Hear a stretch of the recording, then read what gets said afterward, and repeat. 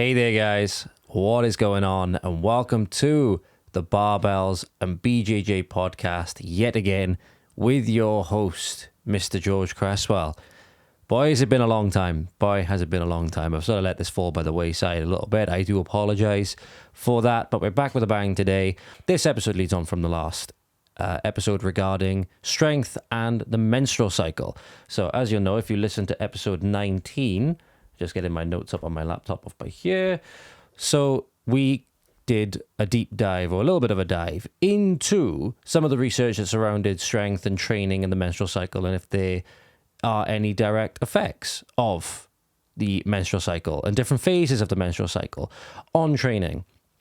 And it generally did appear that it did have some effect, although not necessarily directly due to what some people think with regards to hormone fluctuations and all stuff like that. But recently, which I heard of this 1 or 2 days ago, a meta-analysis regarding this topic has just come out. So that's what I wanted to talk about today and show you, A, that science is always added to an emerging, evolving field, and B, is that things can come out that make us go back over what we looked at before and, can help us fine-tune what we said before. So there's some things which I think that I didn't get quite right last time, which we're going to be going over today, thanks to this meta-analysis, and also how significant this meta-analysis is, if it really changes anything that we talked about last time, and all stuff like that. So, without further ado, let's get into it. So, basically, the meta-analysis is by a team of researchers. The head researcher's name,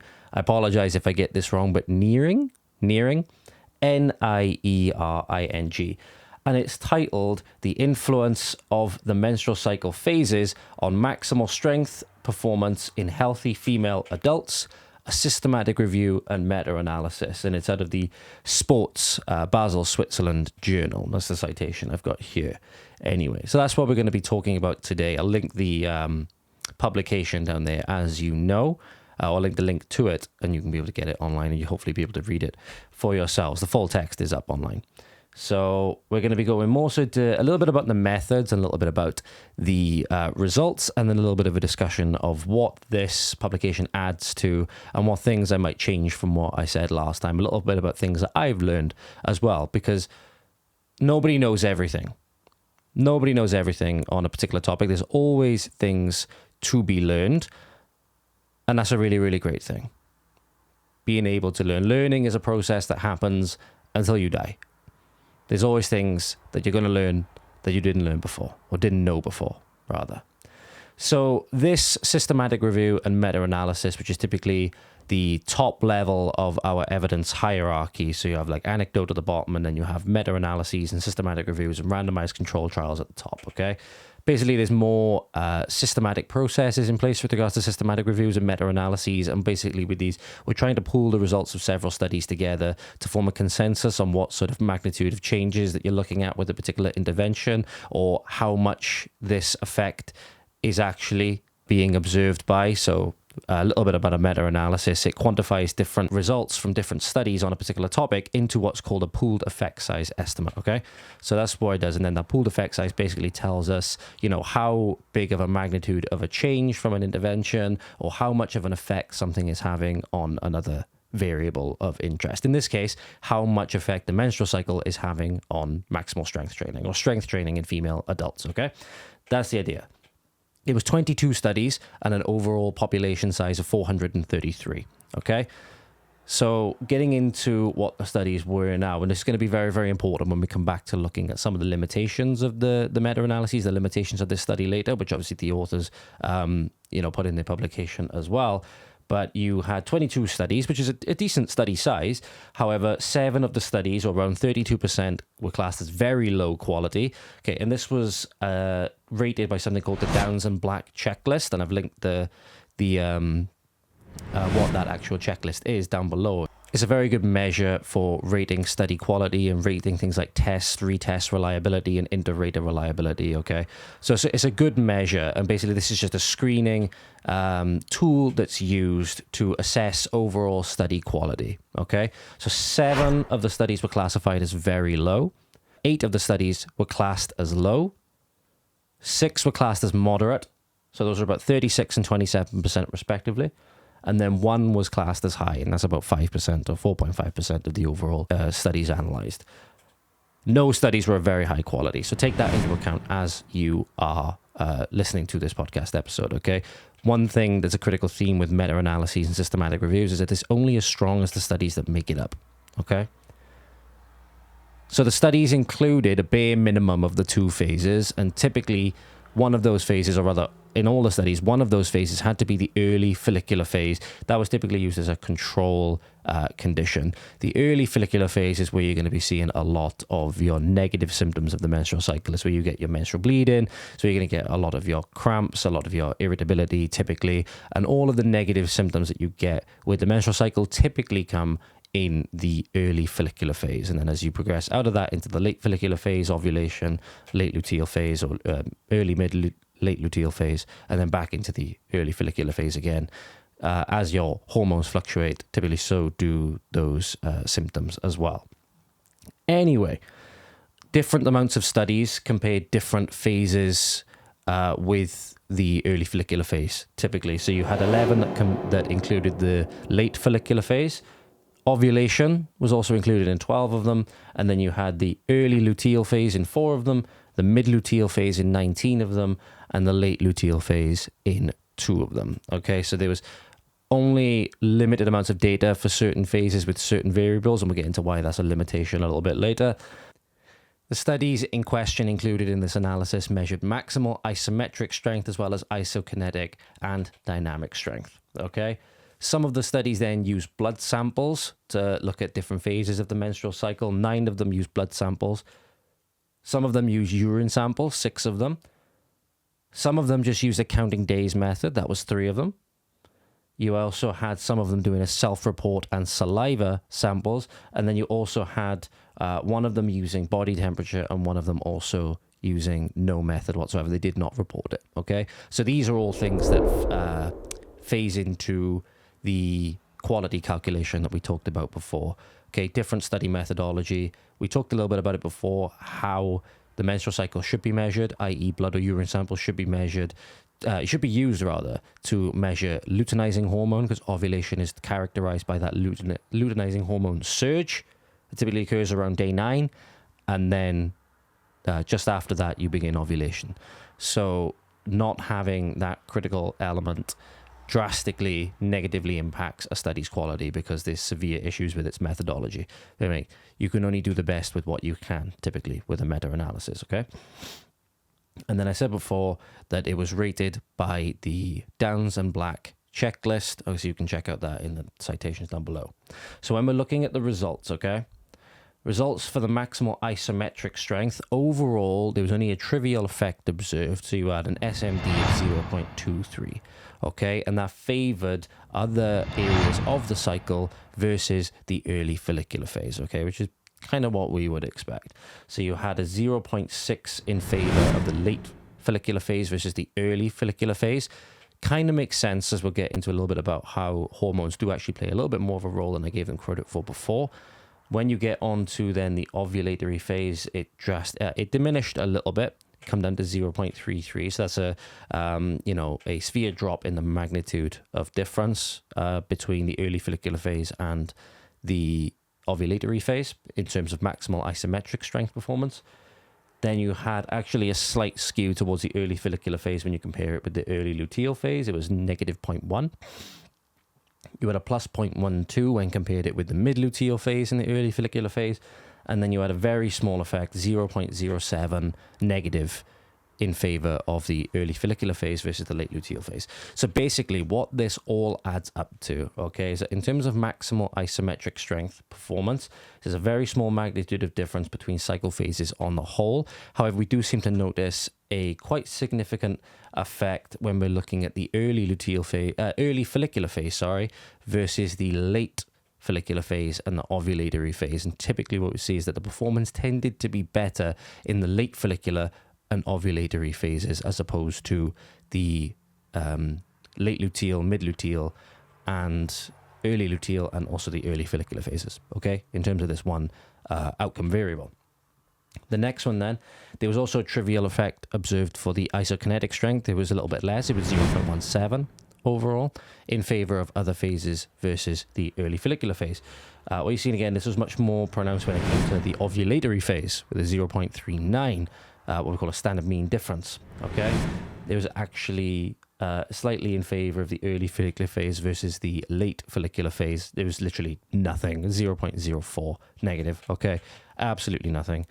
You can go read the full paper for the to have all of these numbers broken down. They break them down in forest plots and stuff like that. But basically, the overall thing is there's not much of an effect, very trivial effect of different phase on this particular outcome.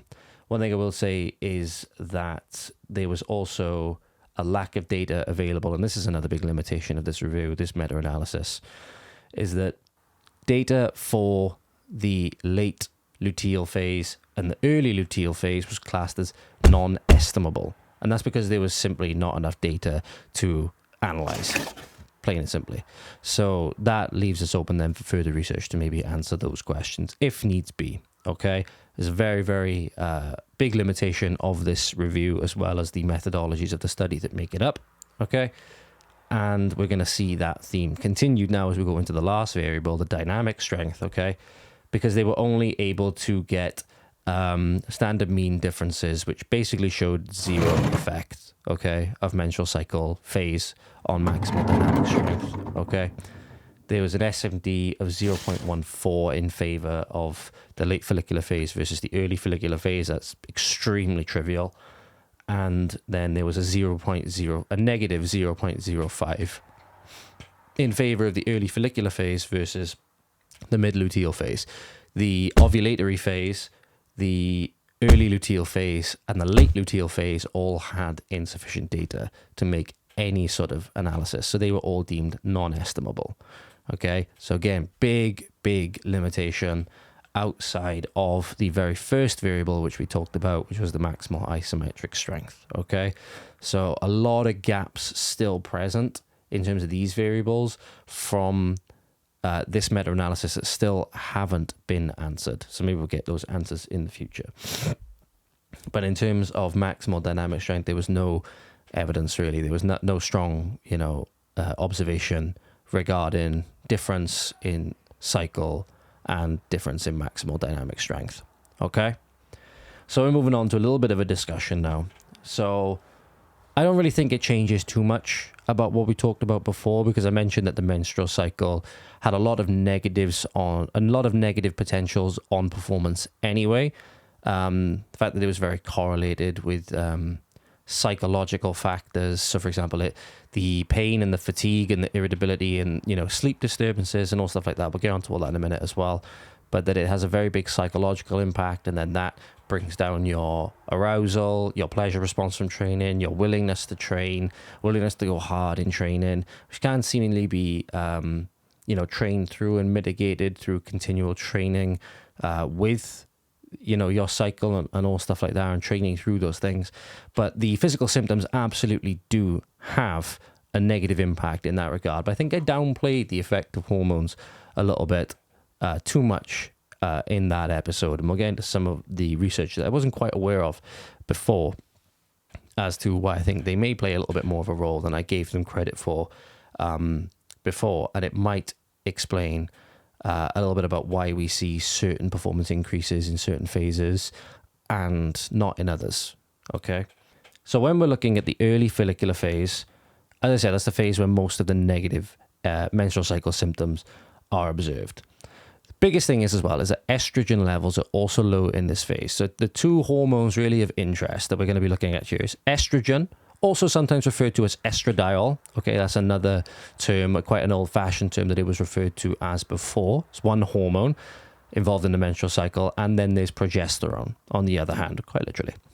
Okay, estrogen seems to be quite a potent hormone in terms of its neuroexcitatory properties. Okay, so what we tend to observe is that estrogen possesses what I call these neuroexcitatory processes. So neuro meaning your nervous system, and then excitatory meaning basically to activate, to get going, okay? This then seems to have the effect of positively influencing strength development by boosting force production. Because what we see there is when the neurons themselves and the nervous system is better at innervating the muscles, getting them to contract, then you get more force development, you get better strength development, and then that can help improve performance outcomes.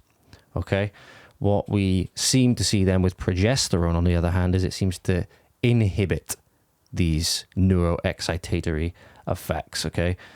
And it inhibits these same excitatory mechanisms and therefore seems to display a net negative effect on activity, potential, and subsequent performance, okay? So that's where sometimes people will report, different performances in different areas of their cycle, and it can be due to fluctuations in these hormones. And that's what I'm saying, again, as before, I don't think I give these enough credit last time, okay? An example of this is where we're looking at peak torque of the knee extensors, basically your quadriceps, okay? And this is from a study by Gordon and colleagues from 2013. They noticed the peak torque of the knee extensors seemed to vary very well with the hormonal fluctuations of the menstrual cycle. Okay, so they noticed as they were progressing from the early follicular phase to the late follicular phase and the ovulatory phase, then the peak torque would increase, and then as they were getting into their late luteal phase or their mid to late luteal phase, it would tend to drop off as the progesterone to estrogen ratio equated. So basically what was happening was when estrogen was high and progesterone was low, as would be characterized by the late follicular and ovulatory phases, because it's the luteal phase then when progesterone starts rising again, they seem to notice greater peak torque in these knee extensor muscles, okay? Largely or potentially due to estrogen's neuroexcitatory properties, okay? So then we also go back to a publication by previous authors, namely Phillips and colleagues, all the way back from 1996, and they observed significant increases in maximal voluntary force production across the follicular phase. So as they progress through the follicular phase, their maximal voluntary force production increased. Okay, and we can put that down in large part due to the actions of estrogen. Okay, so therefore progesterone, with its inhibitory effects, explains the noted dips in performance associated with the luteal phase that we sometimes get. So I think I touched on last time that the inhibitory processes of progesterone can negatively impact, especially strength performance, where you need to be in an optimally aroused state to compete or to train adequately in. Okay, we're going to go through some of the limitations now. So I don't doubt the results, necessarily. I wouldn't necessarily overhaul your training programs just based on your menstrual cycle just yet. I still don't think that the evidence is strong enough. However, as I said, methods in the studies included in the meta-analysis affect the overall quality of the meta-analysis. Because as I said, it can only be as strong, the meta-analysis can only be as strong as the studies that hold it up. Okay? So when we're looking at the methodology of some of the studies, only 6 out of the 22 of them reported the measurement of luteinizing hormone. Okay? Now, as I said, luteinizing hormone is the hormone that surges, that signals the start of ovulation. It signals the start of the ovulatory phase, which begins a day or two later. Okay? I said only 6 out of 22 of them measured it, and 4 studies, which is about 18%, nearly a fifth of the studies included in the meta-analysis, did not report it in any way, or did not give any hormonal measurement, So 4 of the studies did not even report estrogen or progesterone. Most of the studies reported esterone. Well done, George. Most of the studies reported estrogen and progesterone. Some of them, as we said, looked at luteinizing hormone, which is very, very important. But 4 of them did not look at any of those hormonal variables, which is very, very important to do. Okay? Then you also have 2/3 of the overall sample of studies, 2/3 of the 22, were of very low quality, very low to low quality, sorry. So the majority of the results of this meta-analyses are based on studies with flawed methodology, small sample sizes, all the evidence that makes up this very low to low quality bound is what's making up the majority of the evidence that we see here. So in my opinion, more rigorous studies need to be conducted before we have definitive conclusions, okay, and we make definitive statements, and we start overhauling training programs based on menstrual cycle and all stuff like that, which I'm not saying that you can't do. I'm not saying you can't do that by any means. I just think it's not something which you have to do in order to still perform well and make progress towards one of your training goals, okay? I think it's still very, very premature to say that. And then obviously there's a lot of blanks through lack of evidence still in the data that we need more studies, as I said, to draw definitive conclusions on. As I said, there was the maximum dynamic strength variable that only had, 2 points of the menstrual cycle compared to the early follicular phase that you could even make a standard mean difference from. Okay? So very much more so data needs to support, or rather needs to be gathered. More studies need to be conducted in order to start making definitive statements one way or the other. So far, in my opinion, we don't have the evidence to, again, start overhauling training programs and all stuff like that. Okay? As I said, it is an important addition to the evidence base, however. Another thing I wanted to touch on is that recovery and exercise performance are also highly subjective and depend on various other factors that don't just come down to the menstrual cycle, okay? Big ones include sleep, your nutritional status, your hydration status, previous training, how fatigued you are from previous training, overall stress management, all of those, just to name a few, impact how you feel and also how you're going to perform in the gym. Okay, I've got an example which I'm going to go through now of where you can't just get hung up focusing on one thing. Okay, you need to take everything into account, and the menstrual cycle is one variable that's going to dictate how you perform in the gym. Okay, so, and that's where I was saying training based solely on the menstrual cycle is not something I would recommend just yet. Okay, so take this into account, right? You can be in your late follicular, ovulatory phase, and typically just based on the menstrual cycle, this would be like, wow, I'm full of estrogen, my progesterone's down, I should be, rearing up and ready to go. But you had a crappy night's sleep before. You got family and work stress going on. The kids kept you up all night. You're underfed when you go to the gym because you've just been so busy in work because you were running behind from having to do the school run or whatever that you didn't have a chance to eat because you were behind on work and you had to get that done, and your boss is breathing down your neck, and all of these other things. You're underhydrated even, and you get to the gym, you're there and you're just like, what the hell? You're there on 4 hours sleep, 3 hours sleep, and you're just going to try and do your best. But if you just took the menstrual cycle into account, you'd think, oh, this is a great day to do like my new 1 rep max test or something like that. When if you take all of the variables into account, you might think, maybe I'm not going to perform the best this day. And you can gauge that by how you feel when you get to the gym.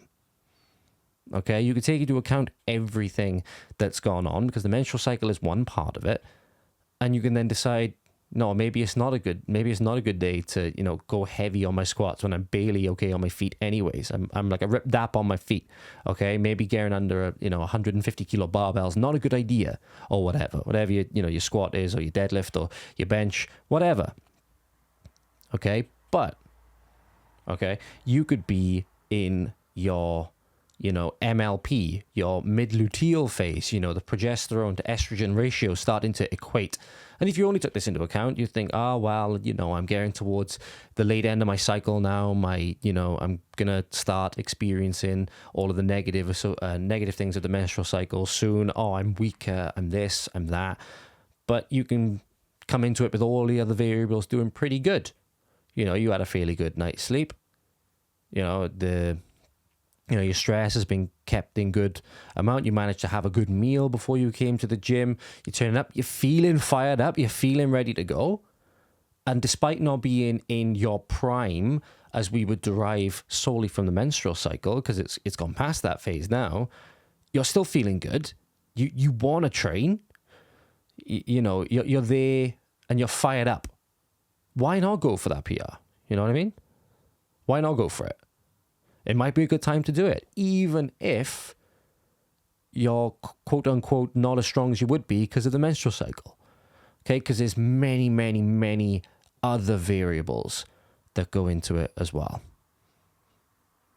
So, coming to the end of it now, the menstrual cycle is definitely something that's worth understanding, especially if you are a coach. Whether you're a coach of an elite athlete, an elite female athlete, or you are just a coach of female clients who just want to do better in the gym. Okay, understanding the menstrual cycle is absolutely imperative. Okay, in my opinion. Because it gives you a bit of empathy when you're working with those clients. And it helps you understand a little bit about if they didn't perform particularly well on one day, well, how can this play a role? Okay, and I talked about some of the research we looked into last time where, especially with female athletes and male coaches, they felt as though they couldn't open up about the menstrual cycle with their coaches, whether it's because, there was that, biological sex barrier. Are the men going to understand it? Are they just going to completely dismiss it and all stuff like that? So being open and discussing with your clients and athletes about it is going to be very, very good for their motivation. They want to train. They're going to want to turn up and train with you. And that's ultimately what you want. If you want highly motivated people, you need to make them highly motivated. Okay? And a good way to do that is by showing that you actually understand them and care about them. Okay? But that being said, it shouldn't also just be used as a way to push yourself down and just say, oh, I'm in this phase of my cycle, so I'm weaker. Because that might not be the case. And basically, the way I phrase this is it shouldn't be used as a reason to avoid training or to avoid training hard, okay? But it also shouldn't be used as a way to cajole somebody into training above what their capacity is for that day just because they're in a certain phase of the month, just because it's in a certain day of the month, okay? So as the athlete, as you know how your cycle affects you, and you know that you might feel very weak and, not wanting to train in certain phases. And that's okay. You communicate that with your coach. And if their coach is worth their salt, they should be listening, be empathetic, and understand that. Okay? But then, as a coach as well, you shouldn't be saying that, oh, yeah, you're in this phase of your cycle, so come on, let's go. You should be, training, hard and you're not feeling that good. Well, you're in your prime. Come on, this is the prime time of the month. We want to go for it. Okay, there needs to be a lot of communication, a lot of effective communication between athlete/client and coach. Okay, there needs to be a high degree of auto-regulation, regulating the training basically based on how you feel when you turn up to the gym, and also giving yourself time in the gym. So for example, a lot of the times when you're doing your warm-up sets, it takes you a little while to get going. Okay, I've had this in particular when I'm doing any sort of heavy lifters for me. When I'm doing my warm-up sets, the arousal mechanism, the want to train hasn't quite kicked in yet. Okay, when I'm doing my initial sets, whether it's just with the bar, whether it's with a lightweight, or when I'm doing any other accessory movements in my warm-up to contribute to performance in my workout, I'm not really that motivated at the time. And obviously I'm speaking as a male. Okay, I'm speaking as a male, but it's not to downplay the menstrual cycle. It's just to say, until you start getting into a flow in your session, you don't know how you're really going to feel in that session. By the time you finish your warm-up sets, okay, By the time you finish your warm-up sets, you're warm, the blood's pumping, you're starting your first working set, you're feeling the stimulus and the challenge from training. Your mental outlook may significantly change because you're in more of a sympathetic state, more aroused, you want to train, okay? And it might not be as strong as it is on your best days, okay? But that's where you can see how the training session is progressing, and you use that to then dictate what you're going to do that day. Whether it's you may want to go heavier, but you decide maybe it's not the best if I go that heavy, maybe I just scale it back a little bit. Or you get to the end of it, you're just having one of those days where your head's not in it, and you just decide to just go through the motions, basically. That's okay. That's okay, because maybe that extra little bit of recovery, maybe that deload, is what you needed. Okay?